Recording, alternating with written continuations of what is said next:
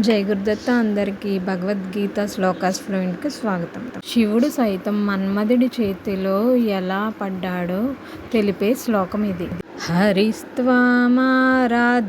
ప్రణతజన సౌభాగ్యజననీం పురానారీ భూత్వా పురరిపుమపి క్షోభమనయత్ స్మరోపిత్వాం నత్వా రతినయనలేహ్యేన వపుషా మునీనామప్యంతః